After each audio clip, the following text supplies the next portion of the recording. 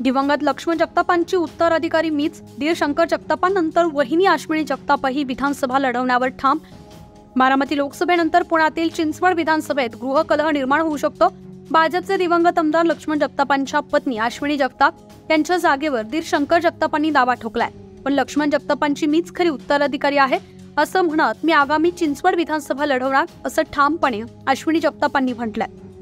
त्यामुळे बारामतीतील पवार कुटुंबियांप्रमाणे चिंचवडमधील जगताप कुटुंबात विधानसभा निवडणुकीच्या अनुषंगाने पुन्हा गृहकलह निर्माण होण्याची चिन्ह आहेत।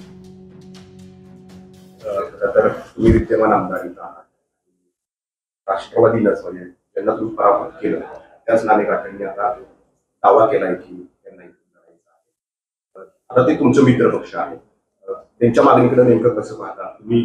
जागा त्यांना सोडू शकताय? महायुतीचा मी धर्म पाळणार आहे। भाजप जो आदेश देतील, जे ज्येष्ठ नेते आदेश देतील, त्या आदेशाचं मी नक्कीच पालन करणार आहे।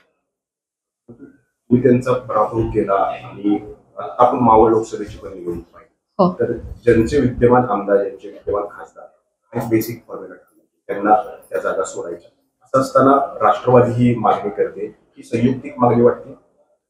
मागणी करत आहे, पण मला वाटतं आमचे पक्षाचे जे ज्येष्ठ नेते आहेत ते नक्कीच आमचा जो भाजपचा जे साहेबांचं योगदान बघता माझं योगदान बघता निश्चितच हा भाजपलाच वॉट सुटणारा आहे चिंचवड विधानसभा, आणि नक्कीच भाजपच्याच उमेदवाराला तिकीट भेटणार आहे। माझा हा ठामपणे अगदी आत्मविश्वास आहे की नक्कीच भाजपचा उमेदवार हा निवडून येणार आहे आणि चांगल्या मतांनी निवडून येणार आहे, हा मला अगदी विश्वास आहे।